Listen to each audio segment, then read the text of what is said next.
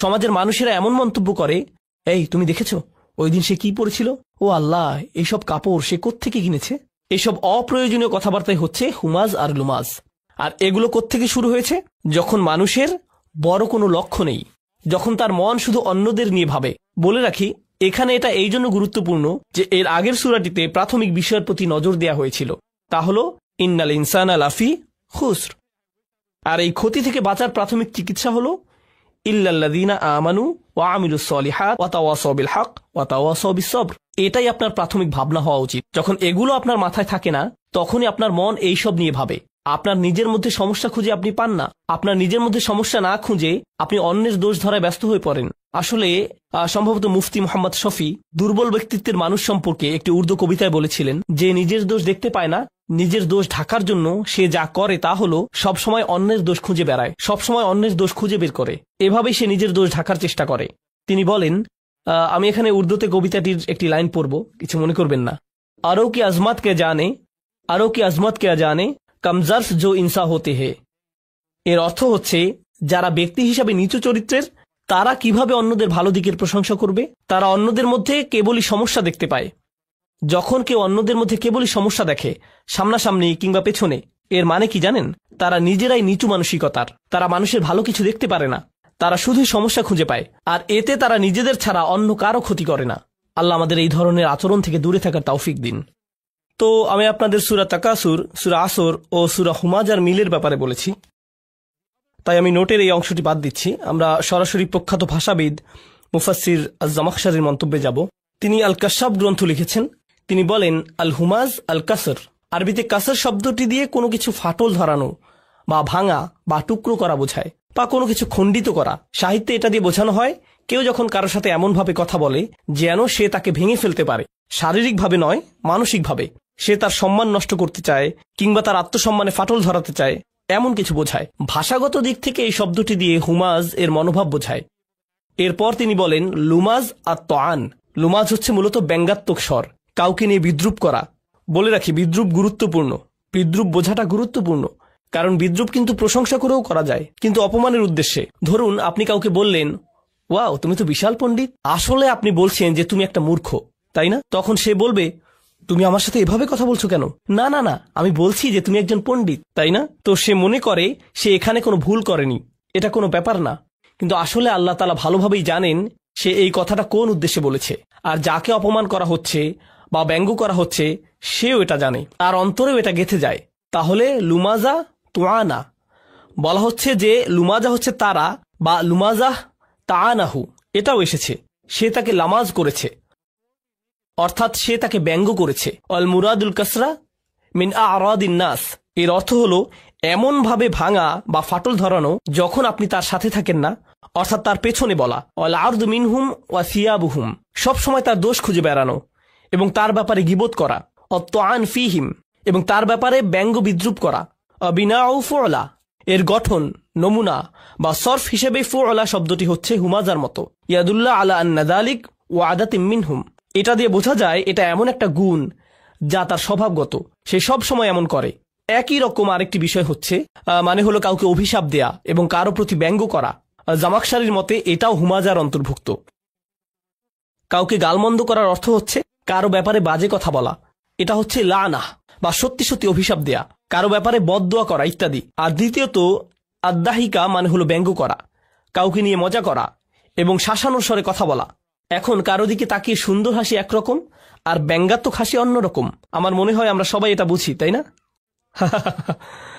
আবার সত্যিকার চালাক প্রকৃতির লোক এমন করে, তা হলো সে বলে, বাহ আমি তোমার দিকে হেসে তাকাই, এটা তুমি চাও না?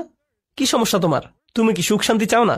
তো তারা মনে করে তাদের এই চালাকির মাধ্যমে তারা এটা উতরে যেতে পারবে।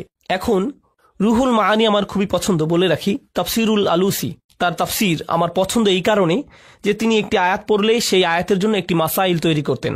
সেই আয়াতে যে বিষয়গুলো তার বোঝা দরকার তিনি সেগুলোর একটি লিস্ট করতেন। এই বিষয়টা আমার বুঝতে হবে। আল মাসআলাতুল উলা, আস-সানিয়া, আস-সালিসা, আর-রাবিআ ইত্যাদি। এরপর তিনি যা করতেন এটা অসাধারণ, বুদ্ধিবৃত্তিক সততা। তিনি বলতেন, আয়াতটি পড়ার পরে আমার মনে হয়েছে প্রথম সমস্যার সমাধান হচ্ছে এটা এটা এটা, অন্যরা এর সমাধান এভাবেই করেছে, কিন্তু চতুর্থ ও পঞ্চম সমস্যার সমাধান অন্যরা এভাবে করেছে। আমার সেগুলো উপযুক্ত মনে হয়নি, কিন্তু আমার নিজের কাছেও এর উপযুক্ত কোনো সমাধান নেই। আল্লাহু আলাম। কখনো তিনি মনে করেছেন তার কাছে এর উত্তর আছে, কখনো আবার মনে করেছেন নেই। যখন তার কাছে নেই তিনি বলবেন আমি জানি না, এই সমস্যাটি আছে, আল্লাহই ভালো জানেন। তিনি আল্লাহর উপরই ছেড়ে দিলেন। সুবহানাল্লাহ। তিনি সততার সাথে জানিয়ে দিতেন তিনি কি জানেন, আবার এটাও জানিয়ে দিতেন যে তিনি কি জানেন না বা বুঝতে পারেননি। সুবহানাল্লাহ।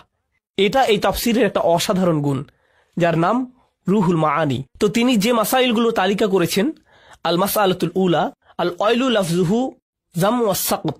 ওয়াইল শব্দটি এমন একটি শব্দ যার শব্দ প্রণালীতে জাম রয়েছে। গত সেশনে জাম নিয়ে আলোচনা করেছিলাম, কারো মনে আছে? জাম কি? দোষারোপ করা। মনে পড়ছে? দোষারোপ করা, এই শব্দটি দিয়ে কাউকে দোষারোপ করা হয়। কঠোরতা, ওয়াহিয়া কালিমাতু কুল্লু মাকরবিন, এটা খুবই কঠিন বর্ণনা। এই শব্দটি দিয়ে তাদেরকে বোঝায় যারা মানসিকভাবে ব্যথিত, অর্থাৎ কেউ অন্য কারো কথা বা অঙ্গভঙ্গির দ্বারা অসহায় বোধ করে, কোনো না কোনোভাবে অপমানিত বোধ করে, অর্থাৎ যে এমন অসহায় বোধ করে তার অন্তর থেকে এই শব্দটি চলে আসে। তারা অত্যাচারের থেকে মুখ ফিরিয়ে নেয় এবং যে তার উপর অত্যাচার করছে তাকে ওয়াইল বলে সম্বোধন করে, কারণ তার আর কিছুই করার থাকে না। তাই এই অনুভূতিকেই এখানে ওয়াইল বলা হয়েছে। কেবল শব্দই নয়, সে যখন অপমানিত বোধ করছে, সে কষ্ট পেয়ে তার কাছ থেকে সরে গিয়েছে, এই অনুভূতিকে ওয়াইল বলা হয়। তো এখানে যে বিষয়টি বুঝতে হবে তা হলো, যখন কেউ অপমানিত বোধ করে এবং সে তার প্রতি ওয়াইল করে যে তাকে অপমান করেছে, কিন্তু এই সূরায় সেই মানুষ আসলে ওয়াইল করছে না। কে ওয়াইল করছে? আল্লাহ। অর্থাৎ মাকরুবের বদলে যে অপমানিত হয়েছে তার বদলে এখানে এই শব্দটি ব্যবহার করে আল্লাহ তার পক্ষে দাঁড়িয়েছেন এবং স্বয়ং আল্লাহ তাকে তিরস্কার করছেন যে অপমান করছে মানুষকে। সুবহানাল্লাহ। এটা খুবই সিরিয়াস ব্যাপার, কারণ সাধারণত ইসলাম অধ্যয়নে আমরা দেখেছি কেউ কারো বিপক্ষে বদদোয়া করা নিয়ে বিভিন্ন বর্ণনা পাই। উদাহরণস্বরূপ ইয়াকুম ওয়া দাওয়াতাল মাজলুম, বিখ্যাত হাদিস। মজলুমের বদদোয়ার ব্যাপারে সাবধান। মজলুম, যদি মজলুম আপনার বিপক্ষে বদদোয়া করে, সাবধান। বুঝতে পারছেন? এটা খুবই সিরিয়াস ব্যাপার। এরপর আসবে এর চাইতেও বড় কথা, যখন ফেরেশতারা কারো ব্যাপারে বদদোয়া করে। উলাইকা ইয়ালআনুহুমুল্লাহ ওয়া ইয়ালআনুহুমুল লাঈনুন। এটা খুবই সিরিয়াস ব্যাপার। কিন্তু এই সব কিছুর উপরে যখন আল্লাহ বিশেষভাবে স্বয়ং আল্লাহ কারো ব্যাপারে ওয়াইল বলেছেন, এটা কতটা ভয়াবহ হতে পারে? এটা খুবই ভয়ঙ্কর ব্যাপার। এটা খুবই খুবই ভয়ঙ্কর ব্যাপার। এটা বিশেষভাবে উল্লেখ করা প্রয়োজন, কারণ আমরা এটাকে উল্টোভাবে নিয়েছি, একে আমরা খুবই হালকাভাবে নিয়েছি। এরপরে যে বিষয়টি বলবো, এখান থেকে আরবিতে কিছু পয়েন্ট আছে, আমি সেগুলো পড়ছি। বলা হয়েছে যে ওয়াইল শব্দটি দিয়ে কুৎসিত কিছুও বোঝায়, অর্থাৎ এটা দিয়ে কেবল তাকে বোঝায় যে কোনো জঘন্য কাজের সাথে যুক্ত, নিকৃষ্ট, বাজে, কুৎসিত এবং ন্যাক্কারজনক। ওয়াইস ইস্তিসগার, ওয়াইলের বদলে ওয়াইস আসার কারণে লামের বদলে আমি শব্দের শেষে কি বলেছি? সিন। এটা দিয়ে বোঝায় সমাজে কাউকে ছোট করে দেখা, অর্থাৎ কাউকে হীনমন্যতায় ভোগানো। ওয়াইস দিয়ে এটাই বোঝায়। যাই হোক, ফানাব্বাহা বিহাদা আলা কাবহি হাদাল ফিল, এই কাজটি কতটা নিকৃষ্ট তা সম্পর্কে আল্লাহ জানিয়ে দিলেন। মূলত তিনি সতর্ক করলেন। ওখতালাফু ফিল ওয়াইর আল্লাযী ফি হাযিহি সূরা, এই সূরাতে যে সতর্কতা দেয়া হয়েছে তা নিয়ে মুফাসসিরগণ ভিন্ন মত পোষণ করেছেন। হাল ইয়াতানাওয়ালু কুল্লা মান ইয়াতামাসসাক বিহাযিহি তারিকাতি ফিল আফআলি রাদিয়া, যারা এমন আচরণ করে প্রত্যেকের জন্য এটা প্রযোজ্য, এই জঘন্য কাজ। অন্যভাবে বললে আল্লাহ এখানে যাদেরকে সতর্ক করেছেন এটা কি প্রত্যেকের জন্য প্রযোজ্য? আও নাকি হুয়া মাকসুম বি আকওয়াবিন মুয়ায়্যিনিন, এটা কি প্রত্যেকের জন্য প্রযোজ্য, নাকি এটা নবীজি সাল্লাল্লাহু আলাইহি সাল্লামের সময়ে বিশেষভাবে নির্দিষ্ট কিছু মানুষের কথা বলা হচ্ছে? আম্মাল মুহাক্কিকুন, গবেষকদের মতে, ফাকালু, তারা বলেন, ইন্নাহু আমুন, এটা সবার জন্য, লিকুল্লি মা ইয়াফআলু হাদাল ফিল, যারা এমন করবে এটা সবার জন্য প্রযোজ্য। কাইনান মান কান, সে যেই হোক, ক্বালা মাকাতিল, এটা যে কেউ হতে পারে। এই কথা বলার পর তিনি বলছেন, যখন সাহাবারা এটা শুনেছেন তারা ভেবেছেন এটা কোনো নির্দিষ্ট কারো ব্যাপারে বলা হচ্ছে। এটা কিন্তু এই মন্তব্যের বিরোধিতা করে না।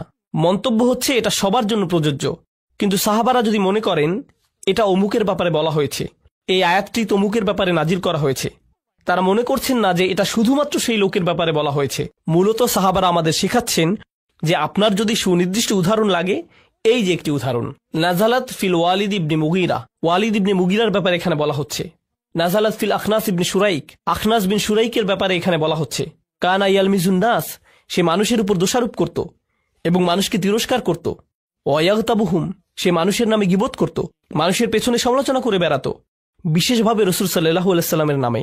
তো দ্বিতীয় সমস্যাটি, আসলে আমরা এটা আগেও পড়েছি, ওয়াহিয়াল মাসখারা, এটাই হচ্ছে দ্বিতীয় বিষয়। ওয়াহিয়াল মাসখারা আল্লাতি তাআতি বিল ওয়াবিদ ওয়াল আদহিক ফাআদহিকু মিনহু ওয়াল ইয়াস্তিন, যেটা ছিল বেদুইনদের স্বভাব, যারা ভার হিসেবে পরিচিত ছিল। তারা সবকিছু নিয়েই ঠাট্টা করত। এখন ভার বলতে মঞ্চের স্ট্যান্ড আপ কমেডিয়ান হতে পারে, আবার এমন মানুষে বোঝানো হতে পারে যারা সব সময় ঠাট্টা করতে থাকে, সবকিছু নিয়েই মজা করে। এটা মাঝে মধ্যে করা যেতেই পারে, কিন্তু আবার মাঝে মধ্যে সমস্যার সৃষ্টি করে। এখানে বলে রাখি, আমরা এমন একটি কালচারে বাস করি, কমেডি কালচার। আমাদের আনন্দের বড় জায়গা জুড়ে আছে কমেডি, স্ট্যান্ড আপ কমেডি জাতীয় বিষয়। আপনি যদি কমেডিগুলো ভালোভাবে দেখেন, এখানে কিছু বিষয় স্পষ্ট দেখা যায়। প্রথমত নির্লজ্জতা, বেহায়াপনা এবং নির্লজ্জতা।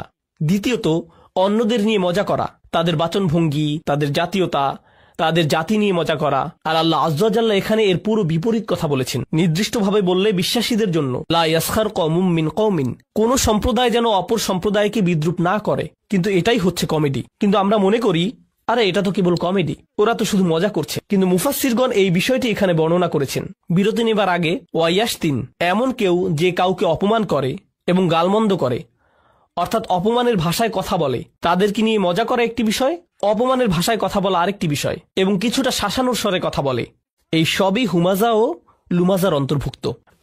হুমাজা ও লুমাজার ব্যাপারে ইবনু আব্বাস রাদিয়াল্লাহু তাআলা আনহুর মন্তব্য পর্যন্ত আলোচনা করেছিলাম। আল হুমাজাতু আল মুগতাব, হুমাজা হচ্ছে সেই ব্যক্তি যে গীবত করে। আল লুমাজা আল আইয়াব, লুমাজা হচ্ছে সেই ব্যক্তি যে মানুষের দোষ ত্রুটি খুঁজে বেড়ায়। সানিহা ক্বালু আবু যাইদ, দ্বিতীয়ত আবু যাইদ বলেন, আল হুমাজা বিল ইয়াদ, হুমাজা হচ্ছে সেই ব্যক্তি যে হাত দিয়ে মানুষকে ক্ষতি করে। আল লুমাজা বিল লিসান, আর লুমাজা হচ্ছে সেই ব্যক্তি যে কি দিয়ে ক্ষতি করে? মুখ দিয়ে। তাহলে এখানে মতের ভিন্নতা রয়েছে, এর বিভিন্ন ব্যাখ্যা রয়েছে। ক্বালু আবুল আলিয়া আল হুমাজা বিল মাওয়াজিহা আল লুমাজা বিদ্দহরিল গাইব, হুমাজা সামনাসামনি হয় আর লুমাজা ব্যক্তির পেছনে হয়। আল হুমাজা জাহরান আল লুমাজা সিররান বিল হাজিব, অর্থাৎ হুমাজা হয় প্রকাশ্যে আর লুমাজা হয় গোপন ভাবে, যখন মানুষ তার সামনে থাকে না।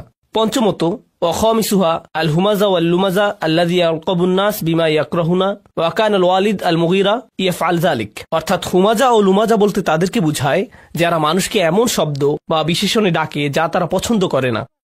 ওয়ালিদ ইবনে মুগীরা এই কাজের জন্য পরিচিত ছিল, সে এটা সবসময় করত। হাসান বলেন, আল হুমাজা আল্লাযী ইয়াহমিজু জালিসাহু ইয়াখসিরু আলাইহি আইনাহু ওয়াল লুমাজা আল্লাযী ইয়াযকুরু আখুহু বিসসুই ওয়া ইয়াইবুহু। তিনি বলেন, হুমাজা হচ্ছে সেই ব্যক্তি যে এমন একজন ব্যক্তিকে নিয়ে মজা করে এবং দোষ খুঁজে বের করে যে তার পাশে আছে, মানে তার বন্ধু বান্ধবের মধ্যে, এবং সে অনবরত তার উদ্দীপনা নষ্ট করার চেষ্টা করে এবং অপমান করার চেষ্টায় থাকে। এমনকি সে তার দিকে যেভাবে তাকায়, ইয়াখসিরু আলাইহি আইনাহু, এটা দিয়ে বোঝা যায় যে সে তার দিকে বরত্ব নিয়ে তাকায়। তাই এমনকি মুখের অভিব্যক্তিও হুমাজা শব্দে উঠে এসেছে। আপনি কারো দিকে নিচু করার দৃষ্টিতে তাকাতে পারেন। এমনকি আরো এখানে পরিষ্কারভাবে বলা হয়েছে, এখানে কিছু সাহাবা বা তাবিগণ বলেছেন এখানে ওয়ালিদ ইবনে মুগীরার কথা বলা হচ্ছে।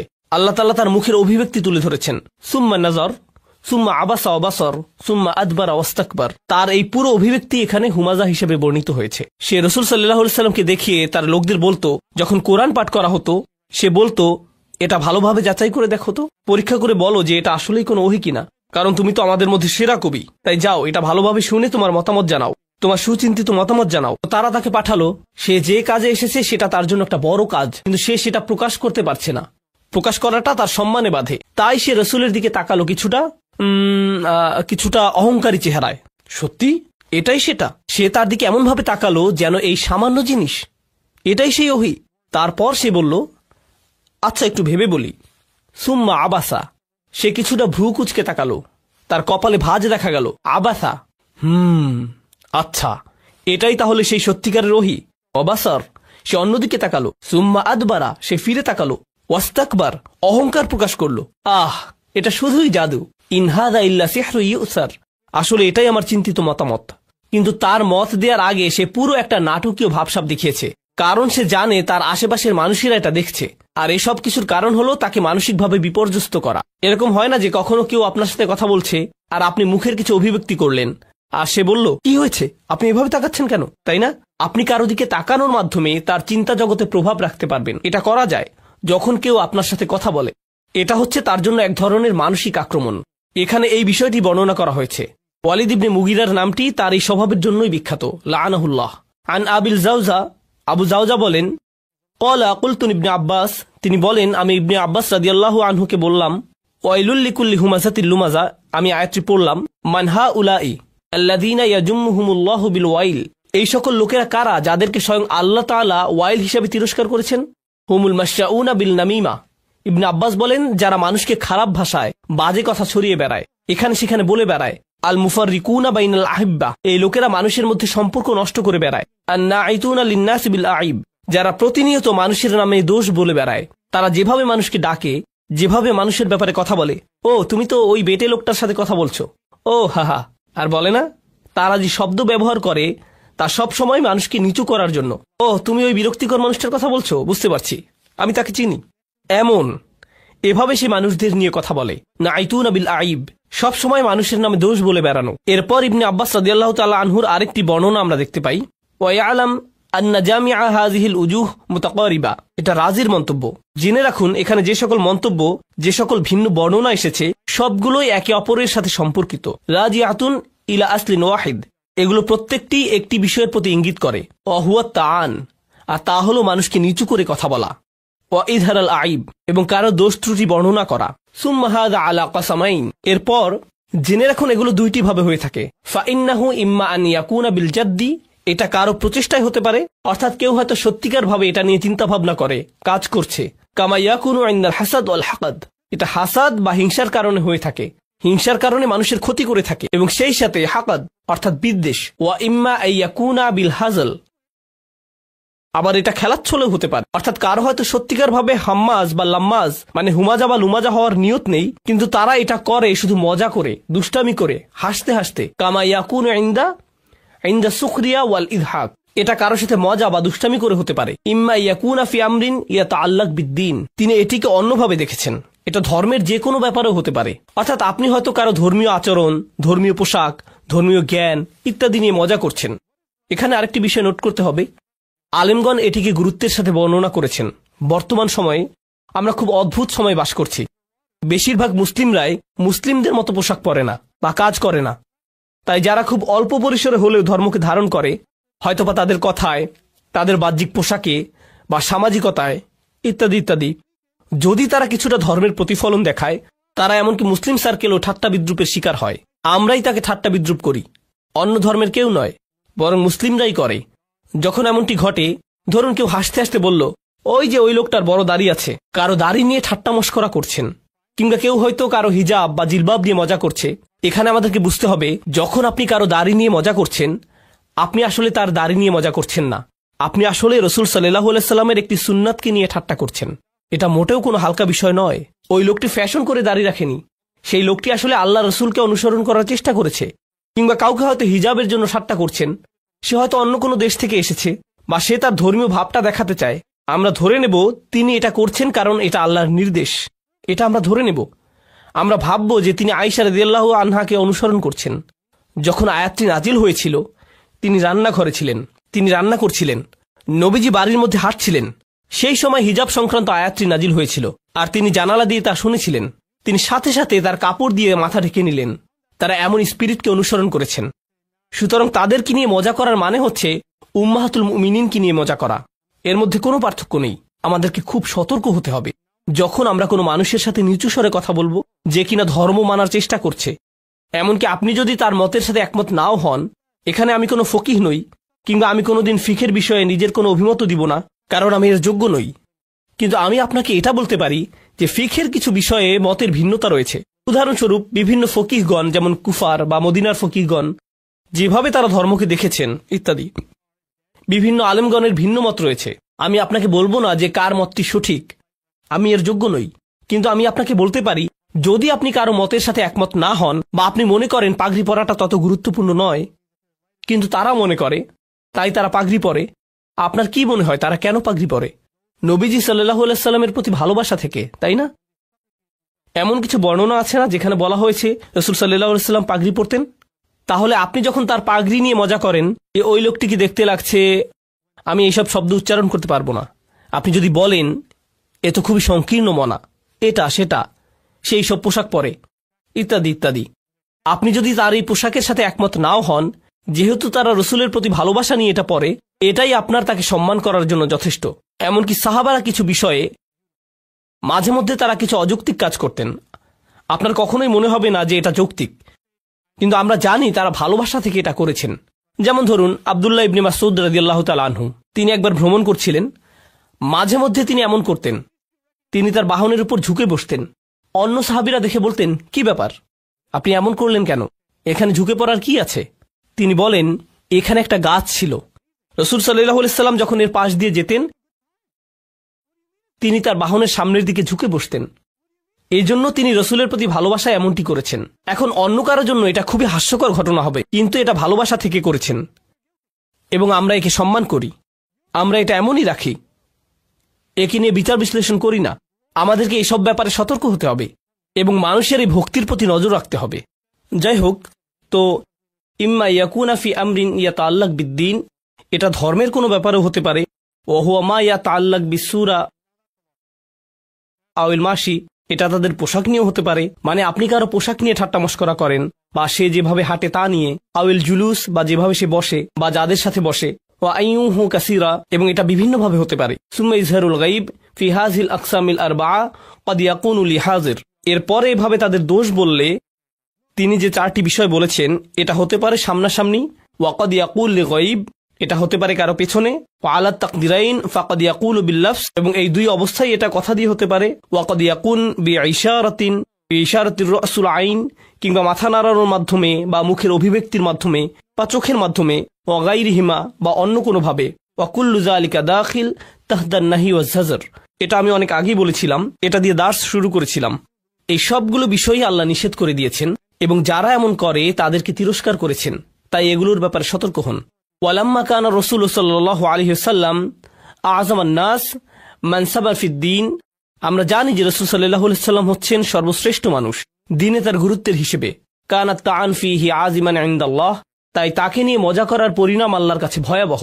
ফালা জারামা ক্বাল, তাই স্বাভাবিকভাবেই তিনি বললেন, ওয়াইলুল লিকুল্লি হুমাযাতিল লুমাযা, তাই যথাযথ কারণেই যারা এমন করে তাদেরকে তিনি বিভ্রান্ত হিসেবে উল্লেখ করেছেন। কারণ একটি তাফসিরে একটি মত থেকে আমরা পাই, এটা বিশেষভাবে ওয়ালিদ ইবনে মুগিরার ব্যাপারে বলা হয়েছে যে সরাসরি রাসূল সাল্লাল্লাহু আলাইহি সাল্লামকে নিয়ে মজা করত। মুফাসসিররা বলেছেন, যেহেতু এটা রাসূল সাল্লাল্লাহু আলাইহি সাল্লামকে নিয়ে করা হয়েছে, তাই এত কঠিন কথা এসেছে। কেননা তাকে নিয়ে মজা করা কোনো ছোট বিষয় নয়। মানে সে কাফের হওয়ার কারণে ইতিমধ্যেই জাহান্নামে যাচ্ছে, এর উপর নবীজিকে নিয়ে মজা করে সে তার গর্তটা আরো বড় করেছে। তোমার যতটুকু আছে তা কি পছন্দ হচ্ছে না? যদি সে রাসূল সাল্লাল্লাহু আলাইহি সাল্লামকে নিয়ে কোনো মজা নাও করত, সে শুধু একজন কাফের, এটাই যথেষ্ট তার সর্বনাশ হওয়ার জন্য। কিন্তু সে আরো বড় বিভ্রান্তি ডেকে এনেছে। আর আশ-শাওকানি রাহিমাহুল্লাহর কিছু মন্তব্য পড়ব। হুয়া মুরতাফিউন আলাল ইবতিদা, ওয়াইল শব্দটি এখানে রফা, কারণ এটা হচ্ছে বাক্যে মুবতাদা। ওয়াসাউইগাল ইবতিদা মা কাউনিহি নাকিরা, এখানে নাকিরা দিয়ে তিনি শুরুটা বিশেষভাবে ব্যবহার করেছেন। নাকিরা মানে কি?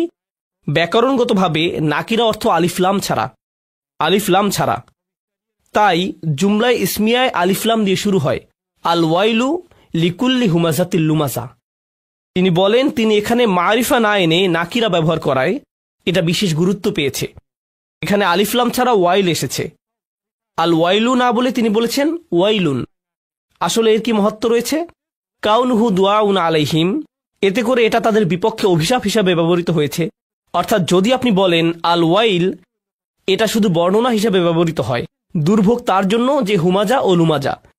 কিন্তু আপনি যদি আলিফলাম বাদ দেন, এতে করে বোঝায় আপনি শব্দটি দিয়ে কারোর জন্য দোয়া করছেন বা অভিশাপ দিচ্ছেন। অর্থাৎ এটা দিয়ে আল্লাহ তাদের উপর অভিশাপ দিচ্ছেন। এটা নিছক কোনো বর্ণনা নয়। বিষয়টা আমি আপনাদের বুঝিয়ে বলছি। কাউকে আরবিতে সালামুন আলাইকুম বলা যায়, এটা দিয়ে দুইটি বিষয় বোঝায়। একটি অর্থ হচ্ছে আমি আপনাকে বলছি যে আপনার উপর শান্তি আছে, এটা প্রথম, এটা নিছক বর্ণনা। দ্বিতীয়ত দোয়া করা, আপনার উপর শান্তি বর্ষিত হোক। দুইটি আলাদা বিষয়, একটি হলো বর্ণনা, অপরটি দোয়া। ব্যাকরণের ভাষায় একটি হলো খবরিয়া, অপরটি ইনশাইয়া। বুঝতে পারছেন? তো যখন আল্লাহ বলছেন ওয়াইলুন লিকুল্লি হুমাযাতিল লুমাযা ক্বাদ ইয়াকুনু খবরিয়া ক্বাদ ইয়াকুনু ইনশাইয়া, এটা এমন হতে পারে যে আল্লাহ বলছেন আসলে এই লোকদের জন্য দুর্ভোগ, অথবা আল্লাহ বলছেন এই সকল লোকদের উপর দুর্ভোগ পড়ুক। আল্লাহ এখানে আল না বলায় দুইটি অর্থই প্রকাশ পাচ্ছে। যদি এখানে আল থাকতো তাহলে এটা শুধু খবরিয়া হতো, এটা কেবলই একটা বর্ণনা হতো, কিন্তু এটা দিয়ে উসলুব দোয়া প্রকাশ পেত না। এটা কোনো দোয়া বা অভিশাপ বা ডাকা এমন বোঝাতো না। ওয়াল মানা, এবার শাওকানী রাহমাহুল্লাহ তার তাফসিরে ফাথুল কাদিরে যে অর্থ বলেছেন সেটা দেখুন। তিনি বলেন, ওয়াল মানা খিজুন অপমান, ও আযাবুন শাস্তি, আও হালাকাতুন বা দুর্ভোগ, আও ওয়াদিন ফি জাহান্নাম লিকুল্লি হুমাজাতিল লুমাজা, যে হুমাজা কিংবা লুমাজা তার স্থান হবে জাহান্নামের উপত্যকায়। অর্থাৎ নবীজির কয়েকটি হাদিসে আমরা পাই বর্ণনা করা হয়েছে এদের স্থান হবে জাহান্নামের তলদেশে, একে ওয়াইলও বলা হয়, এবং সেই তলদেশ এতই ভয়ঙ্কর হবে যে কিছু বর্ণনায় এসেছে স্বয়ং আগুন নিজে নিজের থেকে বাঁচতে চাইবে। এটাই হচ্ছে ওয়াইল। স্বাভাবিকভাবে এই শব্দের ব্যবহার যেমনই হোক, এটা হচ্ছে দুর্ভোগের চূড়ান্ত পর্যায়, সবচেয়ে তলদেশ। গারকিল আসফালি মিনান নার, তাদের জন্য যারা হচ্ছে হুমাজা আর লুমাজা। আল্লাহ আমাদের তাদের থেকে রক্ষা করুন। ক্বালা ইবনে কিসান হুমাজার ব্যাপারে বলেছেন, তিনি কি বলেছেন, আল্লাযী ইউসি জুলাসাহু বিসুইল লাফস, যে ব্যক্তি তার সাথের মানুষের নামে দোষ বলে তার ক্ষতি করে বেড়ায়। আল্লুমাজা ইয়াকসিরু আইনাহু আলা জালিসিহি, যে ব্যক্তি তার সাথের মানুষের উপর চোখ রাখে, অর্থাৎ সে তাদের উপর নজর রাখে, সে চোখ দিয়ে তাদের নিয়ে ঠাট্টা মশকরা করে। ওয়াসিরু বিয়াদিহি, সে হাত দিয়ে নির্দেশ করে। অবিরসি, মাথা বা মুখের অভিব্যক্তির মাধ্যমে। অবিহাদিবিহি, মানে যখন তারা আশেপাশে থাকে না। ওয়াল আউয়াল উলা, তবে প্রথম অর্থে মানে যে মুখের ভাষায় মানুষকে নিয়ে মজা করে, এটাই সবচেয়ে সঠিক অর্থ। অবিনা উল ফুল, এবং যেভাবে ফুলা ব্যবহৃত হয়েছে। ইয়াদুল্লু আলাল কাসরা, আমরা এটা নিয়ে আগেও বলেছি, এটা কেবলমাত্র বিশালত্ব বোঝায় না, এটা দিয়ে সংখ্যাও বোঝায়, এমন কিছু যা বারবার হয়ে থাকে। ফাফিহি দালালাতুন আলা আন্নাহু ইয়াফআল যালিকা কাসীরান, এটা দিয়ে বোঝা যায় যে সে এটা বারবার করে থাকে। বারাকাল্লাহু লি ওয়া লাকুম ফিল কুরআনিল হাকিম ওয়া নাফা'নি ওয়া ইয়্যাকুম। আমাদের জীবনে যেসব বিপদ আপদ ঘটে তার জন্য কোরআনে এমনই একটি পরিভাষা ব্যবহার করা হয়েছে, আর জীবন এ ধরনের মুসিবতে পরিপূর্ণ। আল্লাহ আযজা ওয়া জাল্লা বলেন, লাকাদ খালাকনাল ইনসানা ফি কাবাদ, নিঃসন্দেহে আমি মানুষকে সৃষ্টি করেছি কষ্ট ক্লেশের মধ্যে। তাই এমনটি আসলে মানব জীবনের একটা অংশ। প্রসঙ্গত, এই সমস্ত মুসিবতের প্রকৃতি কেমন? একদিকে আমরা শুধু প্রাকৃতিক দুর্যোগ যেমন ঘূর্ণিঝড়, ভূমিকম্প, আগ্নেয়গিরির অগ্নুৎপাত, টর্নেডো বা হারিকেন নিয়েও কথা বলছি না, এগুলোও বিপদ। যেমন আল্লাহ সুবহানাহু ওয়া তাআলা অন্যত্র বলছেন, মা আসাবা মিন মুসিবাতিন ফিল আরদ, পৃথিবী এবং ব্যক্তিগতভাবে তোমাদের উপর কোনো বিপদ আসে না, কিন্তু তা জগৎ সৃষ্টির পূর্বেই কিতাবে লিপিবদ্ধ আছে। মানুষের জীবনে শুধু এই এক ধরনের বিপদই আসে না। ভূমিকম্প যে শুধু কোনো দ্বীপে বা দেশে আঘাত হানে তাই নয়, আমাদের নিজেদের ভেতরেও ভূমিকম্প ঘটতে পারে। ফি আনফুসিকুম, তোমাদের নিজেদের ভিতরে। স্বামী বা স্ত্রীর মাঝে বিশাল দুর্যোগ দেখা দিতে পারে, ছেলে মেয়ে বা মাতা পিতার মাঝেও এই দুর্যোগ দেখা দিতে পারে, অথবা এমন কারো মাঝে যে কঠিন কোনো পারিবারিক ঝামেলায় জড়িয়ে আছেন। এমন অনেক মানুষ আছেন যারা অর্থনৈতিক সমস্যায় জর্জরিত, অনেক মানুষ নানা ধরনের ভয়ঙ্কর মানসিক বা শারীরিক সমস্যায় জড়িয়ে আছেন। মোট কথা, মানুষের বিপদ মুসিবতের কোনো অন্ত নেই। এখানে যে বিষয়টি আমি ফোকাস করতে চাই তা হলো বিপদ মুসিবত মোকাবেলার ক্ষেত্রে আমাদের ঈমানের ভূমিকা আসলে কি। আমরা যে আল্লাহর উপর বিশ্বাস করি তা বিপদ মোকাবেলায় কিভাবে আমাদেরকে সাহায্য করে। একজন বিশ্বাসী হিসেবে বিপদ মুসিবতে পতিত হলে কেমন প্রতিক্রিয়া দেখাবো, আর এটা আসলে নির্ভর করে আল্লাহর সাথে সম্পর্ক থাকা বলতে কি বোঝায় তার উপলব্ধির মাত্রার উপরে। প্রথমে আমি যে বিষয়টা শেয়ার করতে চাই তা হলো, দুই ধরনের খারাপ পরিস্থিতির পার্থক্য নিরূপণের ক্ষেত্রে কুরআন খুবই প্রজ্ঞার পরিচয় দিয়েছে। এক ধরনের খারাপ পরিস্থিতি যেটা দেখতে খারাপ মনে হয়, যা কিনা সম্পূর্ণরূপে আপনার নিয়ন্ত্রণের বাইরে, এমন পরিস্থিতিতে আপনার কিছুই করার থাকে না। যেমন আপনি বন্যায় আক্রান্ত হয়ে পড়েছেন, আর এই বন্যা আপনি ঘটাননি, আপনি জাস্ট ওই এলাকায় বসবাস করেন, এটা এড়ানোর কোনো সুযোগ হয়নি। অথবা আপনি সেখানে বেড়াতে গেছেন আর বন্যায় আটকা পড়েছেন, আপনি জানতেন না যে এমন কিছু ঘটবে, এই সম্পর্কে কোনো রিপোর্ট ছিল না। তাই এই বিপদে আপনি নিজের কারণে পড়েননি, এটা সম্পূর্ণ আল্লাহর পরিকল্পনা। এখানে আপনার করার কিছুই নেই, আর আপনি এর থেকে কোনোভাবে বেরও হতে পারতেন না। এখন এটা এমন কারো বিপদে পড়ার থেকে সম্পূর্ণ ভিন্ন যে কিনা পত্রিকায় পড়েছে যে ঘূর্ণিঝড় আসছে, দয়া করে শহর ছেড়ে অন্যত্র আশ্রয় নিন, সুনামি হতে পারে। তখন সে বলল সমুদ্র সৈকত দেখার এটাই সেরা সময়, এবং সে সমুদ্র সৈকতের দিকে চলে গেল। তারপর তার খারাপ কিছু হলো। এখন সে এমনটা বললে হবে না যে এটা আল্লাহর কদর, আল্লাহর ইচ্ছার কারণেই আমি এই বিপদে পড়লাম। না, আপনি এমনটা বলতে পারেন না। আর আল্লাহ এই ব্যাপারে খুবই পরিষ্কার। তিনি সুবহানাহু ওয়া তাআলা বলছেন, ওয়ামা আসাবাকুম মিন মুসিবাতিন ফাবিমা কাসাবাত আইদিকুম, তোমাদের উপর যেসব বিপদ আপদ পতিত হয় তা তোমাদের কর্মেরই ফল। তুমি নিজেই নিজের উপর এটা আরোপ করেছো। এখন শুধুমাত্র এভাবে চিন্তা করাটাও সমস্যাজনক, কারণ যদি আপনি সিঁড়ি থেকে নামার সময় পিছলে পড়ে যান, তখন ভাবতে শুরু করেন আমি নিশ্চয়ই কোনো পাপ করেছি, তাই আল্লাহ আমাকে সিঁড়ি থেকে পড়ে যেতে দিয়েছেন, এটা আল্লাহর নিকট থেকে কোনো একটা সংকেত। আমি নিশ্চয়ই কোনো খারাপ কাজ করেছি, তাই আমার পা ভাঙার মাধ্যমে আল্লাহ আমাকে শিক্ষা দিয়েছেন। আপনি নিজের মতো করে ঘটে যাওয়া ঘটনাগুলোকে বিশ্লেষণ করতে থাকেন। আপনি অদৃশ্য কার্যকরণ, কজ অ্যান্ড ইফেক্ট নিয়ে ভাবতে শুরু করেন, আর এই ধরনের চিন্তা চরম পর্যায়ে চলে যেতে পারে। তো এইখানে আমি যে বিষয়টিতে জোর দিতে চাই তা হলো আল্লাহর উপর বিশ্বাসীরা দুই ধরনের এক্সট্রিম পর্যায়ে চলে যেতে পারেন। একটি এক্সট্রিম পর্যায়ে হলো সবকিছুই আল্লাহর ইচ্ছায় ঘটছে, আমার এখানে করার কিছুই নেই, যাই ঘটুক না কেন আপনি আমাকে দোষ দিতে পারেন না, এটা আল্লাহর কদর। মা আসাবাকুম মিন মুসিবাতিন ফাবিইذনিল্লাহ। আল্লাহর নির্দেশ ব্যতিরেকে কোনো বিপদ আসে না। তিনি সূরা তাগাবুনে এই কথা বলেই দিয়েছেন, তিনি সরাসরি এই কথা বলেছেন, এটা আল্লাহর অনুমতিতেই ঘটে, আল্লাহর পরিকল্পনা এমনই ছিল, এখানে আমার করার কি আছে। এখন কোনো ছাত্র যদি কোনো পড়ালেখা না করে, স্কুলের কোনো অ্যাসাইনমেন্ট জমা না দেয়, তারপর পরীক্ষা ফেল করে এবং তার ফলে তাকে স্কুল থেকে বহিষ্কৃত হতে হয়, আর যদি সে জবাবে বলে এটা আল্লাহর কদর, আমার কি করার আছে। আর দ্বিতীয় এক্সট্রিম পর্যায়টি হলো এমন অনেক বিশ্বাসী আছেন যারা সবকিছুর জন্য নিজেকে দোষ দেন।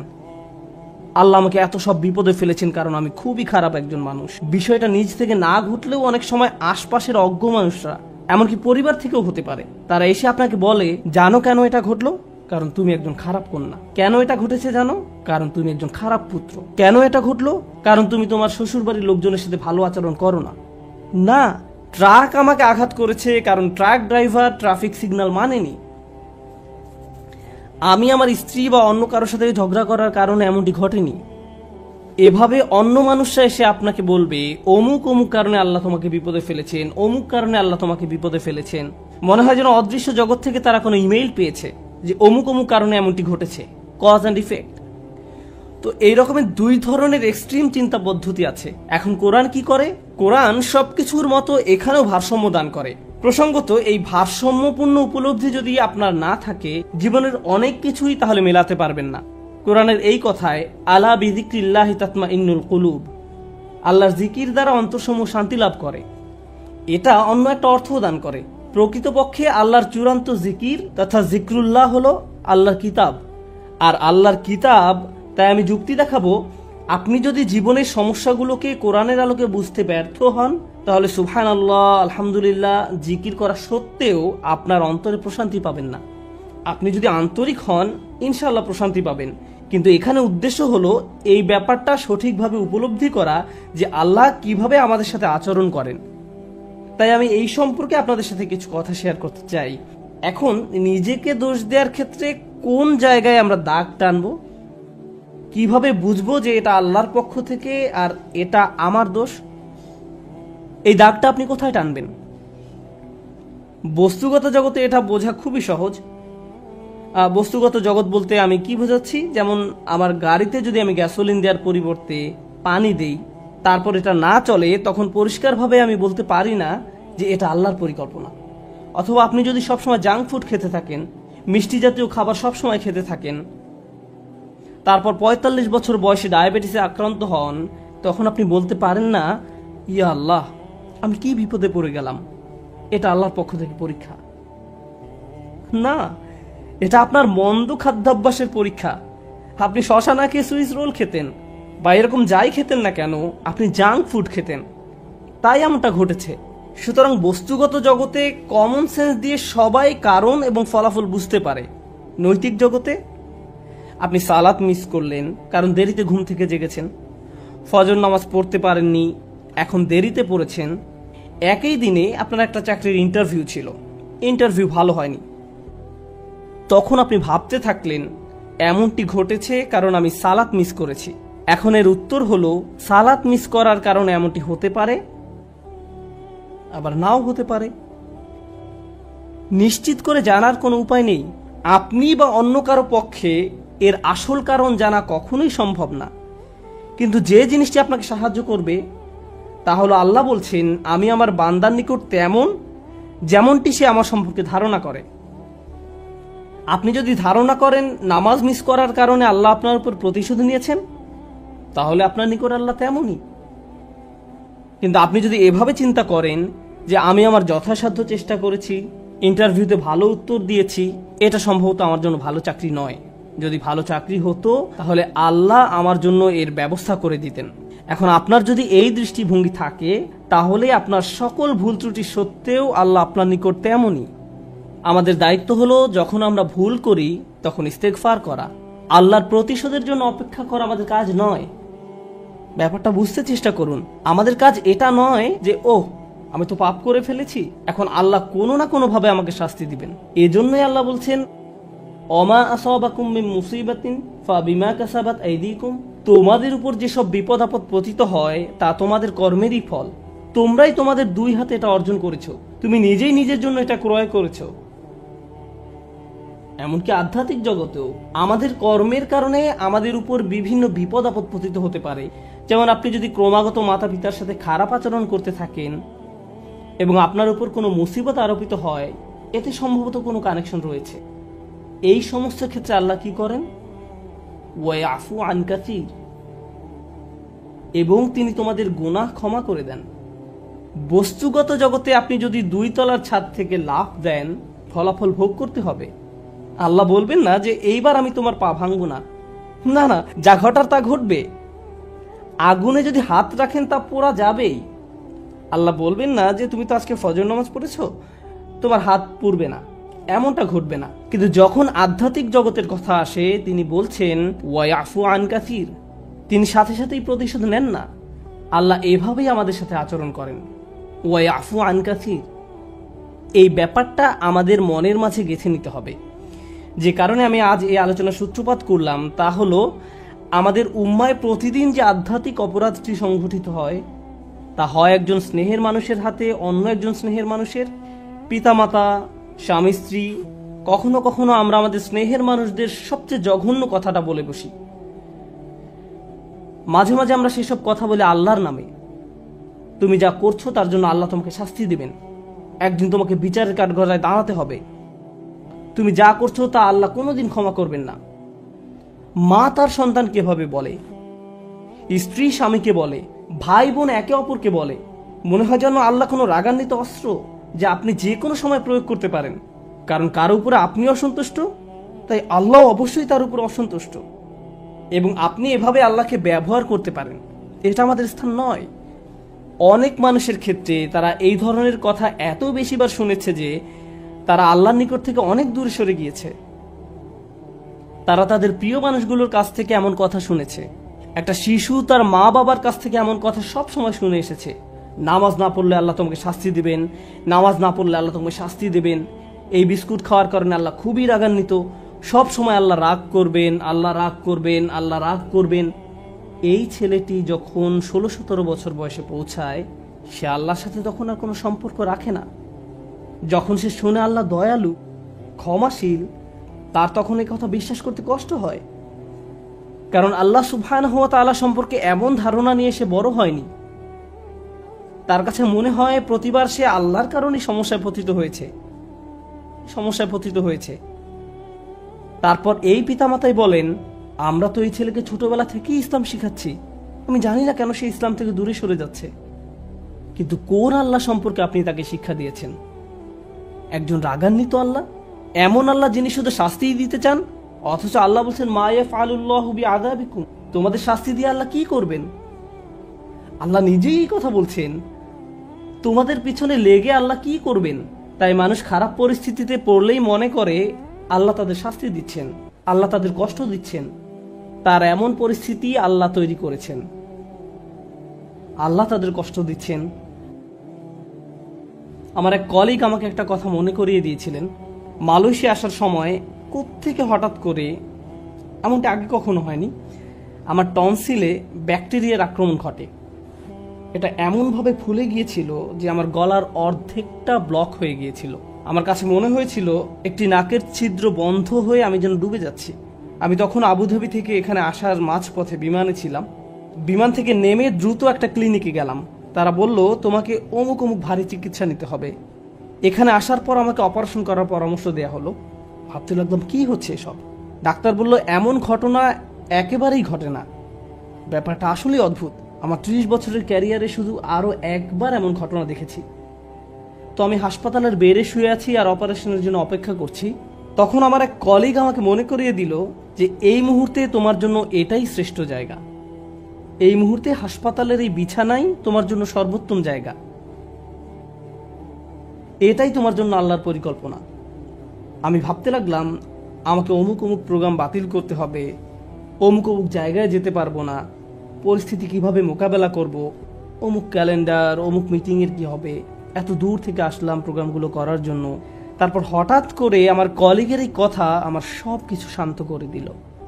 হ্যাঁ, এখানেই আমার থাকার কথা, এর চেয়ে ভালো কোনো জায়গা হতে পারে না। কারণ হাসপাতালে আসার পরিকল্পনাটি তো আমার নয়, এটা আল্লাহ আজ্জা জাল্লার পরিকল্পনা। আমাদের আল্লাহর এমন কাছাকাছি থাকতে হবে যে আল্লাহ যখনই আমাদের জন্য যে পরিকল্পনাই করেন না কেন, আমাদের প্রতি তার ভালোবাসার কারণেই এমনটি করেন। আল্লাহ আজ্জা জাল্লাহ তার বান্দাদের ভালোবাসেন, তিনি তাদের জন্য সবচেয়ে ভালোটাই পছন্দ করেন। আমরা আমাদের নিজেদের যতটা ভালোবাসতে পারি, আল্লাহ আমাদের তার চেয়েও বেশি ভালোবাসেন। আমরা নিজেদের যতটা যত্ন নিতে পারবো, আল্লাহ তার চেয়েও বেশি যত্ন নিয়ে থাকেন। আমরা যখন এই বিষয়টা ভুলে যাই তখন হেদায়েত হারিয়ে যায়।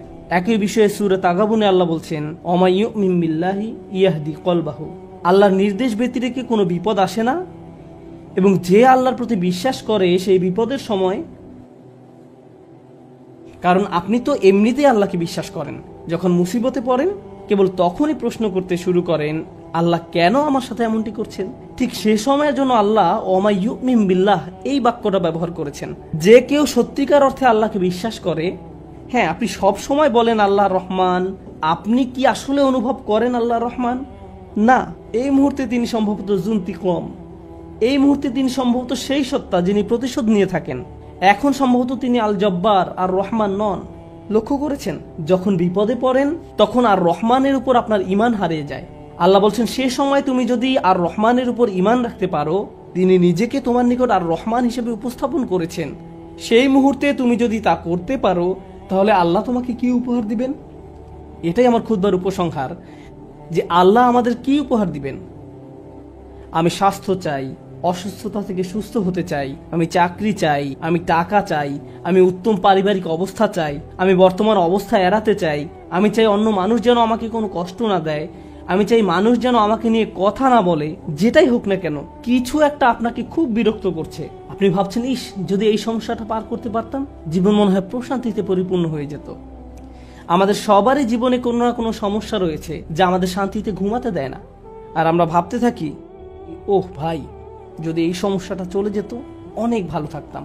কিন্তু জানেন কি হয়, যদি এই সমস্যাটা চলে যায়, পরবর্তীতে আরেকটা এসে হাজির হয়। আর যখন নতুন সমস্যা এসে দেখা দেয়, আপনি ভাবেন পূর্বের সমস্যাটা আরো সহজ ছিল। এটা তো অনেক বড় সমস্যা। আপনি যদি আল্লাহর উপর ভরসা রাখতে পারেন, আল্লাহ আপনাকে কি দিবেন? তিনি আপনার সমস্যা শেষ করে দেন না। এই পৃথিবীর জীবনে আপনি কখনো সমস্যা ছাড়া থাকতে পারবেন না। যদি সমস্যা চলে যেত, তাহলে ইয়াকুব আলাইহিস সালামের জন্য আমাদের তুলনায় অনেক আগেই সেটা দূর হয়ে যেত। যদি ঈমান থাকার মানে হয় আপনার কোনো সমস্যা থাকবে না, তাহলে মরিয়ম আলাইহিস সালামের কোনো সমস্যা থাকা উচিত ছিল না। রাসূল সাল্লাল্লাহু আলাইহি সাল্লামেরও কোনো সমস্যা থাকার কথা ছিল না। আল্লাহর কাছাকাছি মানুষদের জীবনী পড়লে আপনি দেখবেন তাদের জীবন ছিল সমস্যায় পরিপূর্ণ, বড় বড় সমস্যা। আর আপনি শুধু এই সমস্যাগুলোর কথাই পড়ছেন। আপনি পড়ছেন তারা কিভাবে একটা সমস্যা থেকে আরেকটা সমস্যা জীবন অতিবাহিত করে গেছেন। আল্লাহর একজন মহান রসুল ছিলেন ইউসুফ আলাইহিস সালাম। তার জীবনের দিকে তাকালে দেখবেন ছোটবেলা থেকেই তিনি সমস্যায় আক্রান্ত ছিলেন। তাহলে আমি এই প্রশ্নটি বারবার করছি, আল্লাহ তাহলে আপনাকে কি দিচ্ছেন? আপনার জীবনের অতি ভয়াবহ সমস্যার সময় যখন আল্লাহর উপর পূর্ণ বিশ্বাস রাখেন, এর বিনিময়ে আল্লাহর কাছ থেকে কি পাবেন? যখন মানুষ আপনাকে বলতে থাকে আল্লাহ তোমাকে অপছন্দ করেন, তাই তোমার জীবনে এসব ঘটছে, বিপরীতে আপনিও ভাবতে শুরু করে দেন আল্লাহ মনে হয় আমাকে শাস্তি দিচ্ছেন, তাই আমার জীবনে এসব বিপদ আপদ ঘটছে।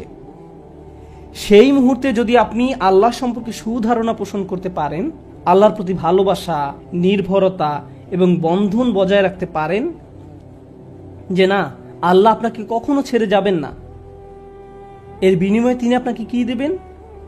তিনি সে লোকের হৃদয়কে পথ দেখান। আমি আপনাদের গ্যারান্টি দিচ্ছি, যদি আপনার সমস্যা চলে যায়, যদি সেই সমস্যাটা অর্থ সংক্রান্ত হয়ে থাকে, এরপর অর্থ আসতে থাকে, যদি এটা পারিবারিক সমস্যা হয়ে থাকে এবং সমস্যাটা দূর হয়ে যায়, এই দুনিয়ার কোনো অর্জনই সেই একটা গিফটের তুলনায় কোনো মূল্য বহন করে না। আর সেই একটি গিফট হলো ইয়াহদি কলবাহু, তিনি সে লোকের হৃদয়কে পথ দেখান। আপনার অন্তরে প্রশান্তি থাকবে, জীবনে যাই ঘটুক না কেন আপনার মুখে তখনও হাসি থাকবে। তখন মানুষ আপনার দিকে তাকিয়ে বলবে, আরে তুমি হাসছো কেন, তুমি কিভাবে ঠিক আছো, দেখো না তোমার কি অবস্থা হয়েছে। আপনি তখন বলবেন, হ্যাঁ সব ঠিক আছে। যদি আপনি এই আচরণ রপ্ত করতে পারেন, এমন অনেক মানুষ রয়েছে যাদের টাকার কোনো অভাব নেই, তারপরেও তারা ঘুমাতে পারে না। আপনার কল্পনায় যেসব কিছু মানুষের জন্য সুখ নিয়ে আসার কথা তার সবই তাদের আছে, কিন্তু তবু তাদের মানসিক শান্তি নেই, তাদের নেই সেটা। তারা নিজেদের উপর খুশি নয়, বিভিন্ন রকম ড্রাগ এবং মদ পান করে, বাস্তব দুনিয়া থেকে নিজেদের সরিয়ে রাখে। তারা বাস্তবতার মুখোমুখি হতে পারে না। অন্য মানুষরা তাদের ভিডিও দেখে বলে, ওয়াও, তাদের বাচ্চাদের দোলনাটা কি সুন্দর, তাদের গাড়িটাও কি চমৎকার, আমরাও এগুলো চাই। ইয়া লাইতালানা মিসলা মা উতিয়া করুন, ইস কারুনের যা আছে আমার যদি তা থাকতো, বসের মতো জীবন। পক্ষান্তরে আপনি যদি আল্লাহর দিকে ফিরেন, তাহলে তিনি আপনাকে এমন কিছু দান করবেন যা কোনো টাকার অঙ্কে কেনা সম্ভব নয়, খ্যাতি বা জনপ্রিয়তা যা আপনাকে দিতে পারবে না। আর তা হলো ইয়াহদি কলবাহু, তিনি আপনার হৃদয়কে পথ দেখাবেন। এটাই ইমানের সর্বশ্রেষ্ঠ পুরস্কার, এটাই হলো বিপদে পড়ার সর্বশ্রেষ্ঠ পুরস্কার। এখন আলোচনার উপসংহারে এসে বলতে চাই, মানুষ অনেক সময় বিভিন্ন সমস্যায় আটকে পড়ে। আপনি আটকে পড়েছেন, আমি আটকে পড়েছি। কখনো কখনো আমরা এখান থেকে মুক্তির কোনো উপায় দেখি না। ওই পরিস্থিতিগুলো হলো আমাদের আল্লাহর পক্ষ থেকে সর্বশ্রেষ্ঠ উপহার দেওয়ার একটা উপায়। ওই পরিস্থিতিগুলোতেই তিনি আমাদের অন্তরগুলোকে পথ প্রদর্শন করেন। আমরা যদি কেবল সেই পরিস্থিতিগুলো ব্যবহার করে আল্লাহকে পেতে পারি, আল্লাহর সাথে কথা বলতে পারি, এর জন্য আপনাকে আরবি জানতে হবে না, এর জন্য আপনাকে অনেক বেশি কোরআনও জানতে হবে না। জাস্ট আল্লাহর দিকে প্রত্যাবর্তন করুন আর বলুন, ইয়া আল্লাহ, আপনি তো সর্বশ্রেষ্ঠ পরিকল্পনাকারী। ইয়া আল্লাহ, আপনার মতো কেউ আমাকে ভালোবাসে না, কেউ আমার প্রতি আপনার মতো যত্নবান নয়। এটা কখনোই সম্ভব নয় যে আপনি আন্তরিকতার সাথে আল্লাহর নিকট হেদায়েত কামনা করবেন আর তিনি আপনাকে ফিরিয়ে দেবেন। আপনি যদি আল্লাহর কাছে একটা গাড়ি চান, তিনি হয়তো আপনাকে তা নাও দিতে পারেন। একটা বাড়ি চান, তিনি হয়তো আপনাকে তা নাও দিতে পারেন। আপনি যদি তার নিকট আপনার রোগ ভালো করে দেওয়ার জন্য দোয়া করেন, হয়তো তিনি ভালো করবেন অথবা ভালো করবেন না। কিন্তু একটি বিষয়ে নিশ্চিত তিনি আপনাকে দিবেন, যদি আপনি আন্তরিকতার সাথে প্রার্থনা করেন, আর তা হলো হেদায়েত। তার সন্তুষ্টিপ্রাপ্ত বান্দাদের দলে চলার পথ, গাইডেন্স, তিনি আপনাকে এটা দেবেন। আর যখন তিনি আপনাকে এটা দান করবেন, তখন এমনিতেই অন্য সব সমস্যার সমাধান হয়ে যাবে। আল্লাহ তাআলা আমাদেরকে সেসব মানুষদের অন্তর্ভুক্ত করুন যারা সত্যিকার অর্থে তার নিকট হেদায়েত চায়, আর আমাদের জীবনের সকল সমস্যাগুলোকে তার কাছাকাছি হওয়ার মাধ্যমে পরিণত করুন, যেন তার নিকট থেকে আমরা হেদায়েত পেতে পারি।